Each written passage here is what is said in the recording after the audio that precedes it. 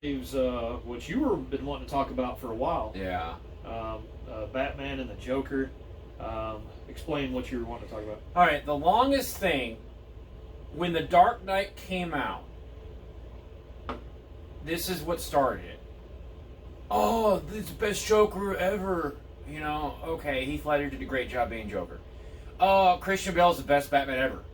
All right, and you hear this from people, and you're midway. I work in a kitchen, so I'm cooking, and I just stop. And I go to well, let's talk about it. And they walk away. It's like, you can't walk away from that. And the only reason we're bringing this up is because the Batman with Robert Pattinson's fixing to come out. Right. Hopefully soon. Continue. Sorry. Yeah, and this, he made you a great performance, better than Christopher Nolan. Deal with it. It may happen. The point is, when you say Christian Bale is the best Batman, you have no idea what you're talking about. Hopefully you've watched the other Batman movies as well. Yeah, you have... And the animated series and the 70s TV show. Correct. So you have the first Batmans that were directed by Tim Burton with Michael Keaton. How would you describe those movies? I love the first two. Even Tim Burton's one of those directors, like, you either love him or you hate him. I love half of his movies. I hate the other half, which makes no sense. But the two Batman movies he did, Batman and Batman Returns, Yeah. 5 out of 5 Burton scores, easy. You can't beat them. Well, the thing is... They were dark. That's okay. Keyword dark.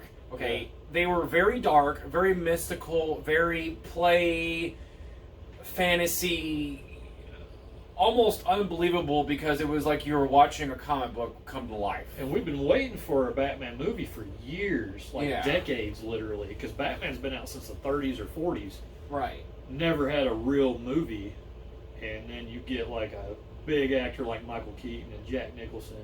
Second one, you got Michelle Pfeiffer and Danny DeVito. Catwoman, I mean, Penguin, and all these things come really to life. hard to beat that. Yeah. And then you have the Batmans from Joel Schumacher, which is the Val Kilmer. You have the George Clooney, and Batman and Robin, Batman Forever. And those movies were really good, but they did elevate better than in ways that how could you do? Well, hold on, because those movies actually sucked. Here you go. Okay. Now, why would they suck? You got Jim Carrey was cool as the Riddler. I mean, he could have been a Joker though. Correct. But you have Tommy Lee Jones as Two-Face. Yeah, that was ridiculous. I mean, the whole Joel Schumacher, everything he did with all these neon lights and stuff, it was almost like a dance party. A rave party. Yeah. Exactly. You were taking... You had Batman Returns, which was dark and serious. Then you go to this rave party, and then they start getting nipples on their suits. And, like... Correct. Of course, this has been talked about for years. This is Yeah. nothing new. Everybody already knows about this. This has always been a conversation. But realistically, it's like they pretty much shit on the Batman franchise for 2 or 3 movies. Even though Val Kilmer played a great Batman, like just his performance, Chris O'Donnell, the characters themselves, the actors did a good job. It's just they were in probably the wrong. The staging was bad. Thank you. The staging was bad. Their acting, their roles were perfect. It was just in a different stage. Like, rewind back to Tim Burton. It was a different stage. You're in like Pan's Labyrinth, some kind of crazy mystical creature, or you have a Batman comes out of there. Of course, it's not going to feel acceptable, realistic. It's a comic book. Anyway, fast forward. Christopher Nolan Batmans. Here we go. Batman Begins. I fell asleep watching that movie.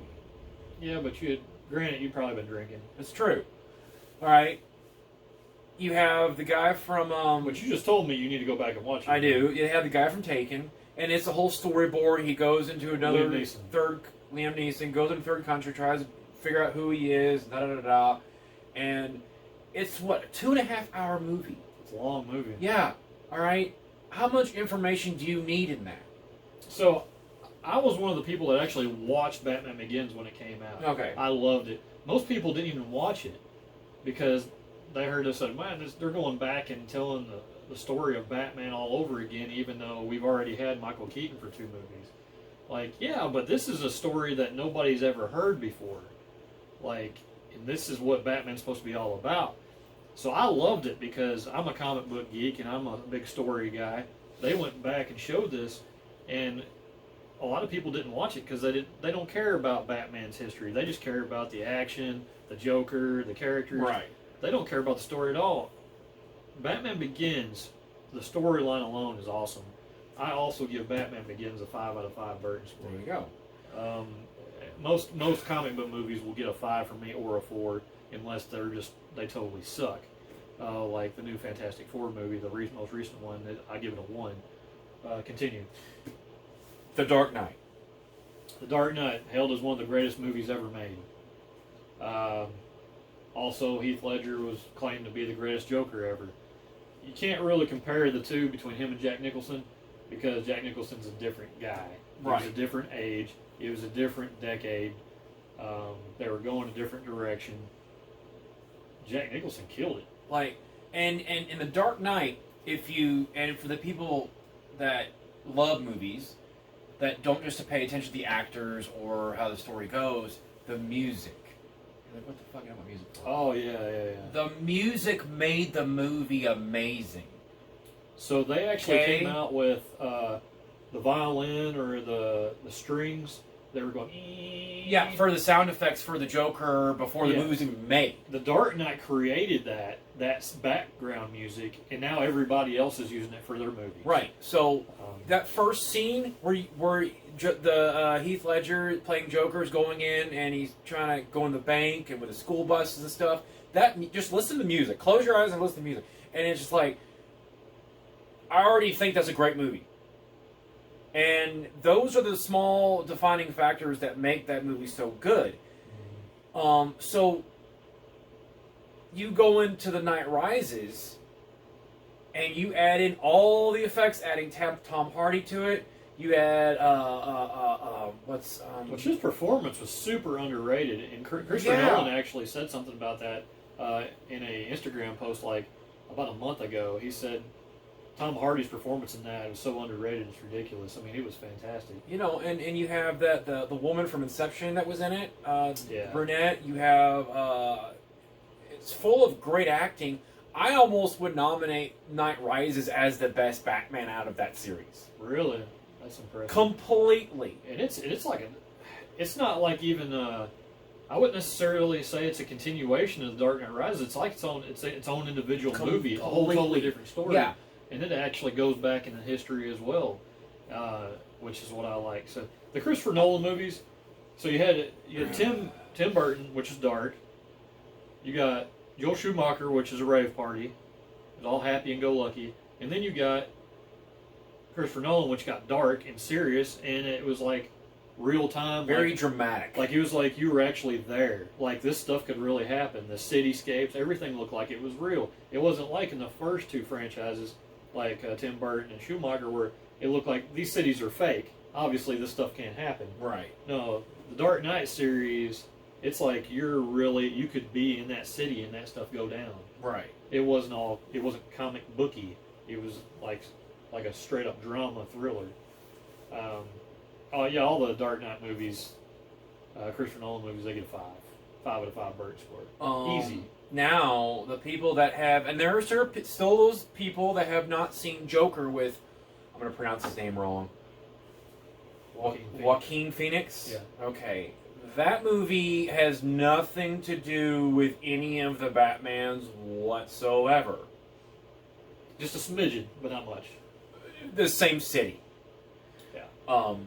Just a smidgen. So, if you have seen it, you can just admit that that's one of the best performances ever in life. Granted, this movie's super long. And it's very mentally and emotionally tolling.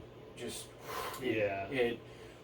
So you almost have to take a break halfway through the movie just to get your wits about you. I almost had to I gotta go grab a beer. Yeah. Like this is stressful. So let's rewind. And I'm doing this for all the people that still are watching this thing. Well, I don't care, you know that. But okay, so Jack. Oh, let's start with Batman. Question is Michael Keaton, George Clooney, Val Kilmer, Christian Bale are the best Batmans that have been played. Now, what I haven't talked about yet is Matt Reeves' new film, Robert Pattinson. We haven't seen that yet, so we can't debate about that. Granted, he's half vampire anyway, because he was in Twilight, so he barely has a bad with anybody, right?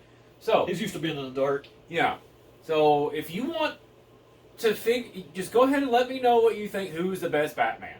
Because I will listen to this.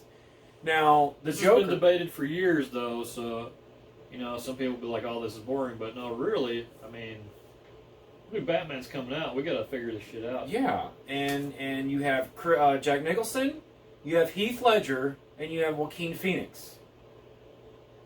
And if you think Heath Ledger tops over the other two, that means you haven't seen the other two yet. And if you have, then you can comment on what you think. Because I want to know what you think. Because those performances, Jack Nicholson did more of a play off of a clown. Heath Ledger was a complete psychopath from a comedian standpoint. And Joaquin was basically, not to, if you haven't seen it yet, was basically, I think it was his brother that actually had a mental disorder. No, he had a mental disorder. It was personal. It was personal. So you can't say this is better because it's a different kind of format. Anyway, I've been blasting this for however long. This is how much I've heard this for almost a decade, and it's not true. So you tell me what you think. Who is the best Batman? Who is the best Joker? And then we'll figure out the rest. Yeah, I don't think you can really debate like who really is. I mean, but I would like to hear what everybody thinks. But don't, if you're going to comment, don't just tell us who you think. Give us a reason why. Give us at least one reason. Like one legitimate reason why you think they were better. Because he's badass. No. My personal opinion is I'm not going to debate who's better between Jack Nicholson and Heath Ledger because it's two totally different. It's almost two different genres. I know, and then as far as the Batmans go, it's almost the same situation, but we didn't see enough of George Clooney. We only seen him for one movie, and in Val Kilmer, we didn't see him that much. And then we get 3 movies of Christian Bale. I just want to see more of Nicole Kidman. All right, that's all I'm doing. Man, Nicole Kidman in those movies was ridiculous. Yeah.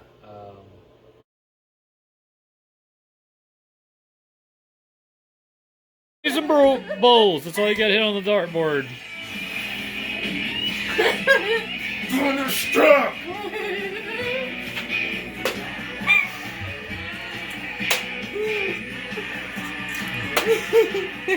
Look at that. 18? You got an 18? That- And you got double 16s also. 16, 18, Double and a 16s? 20 in the red. Oh! Oh, because I'm thunderstruck!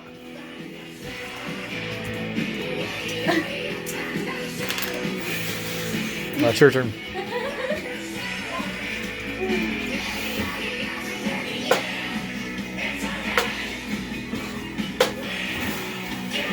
Yeah, that's what I'm talking about. I got 19 twice and a 6.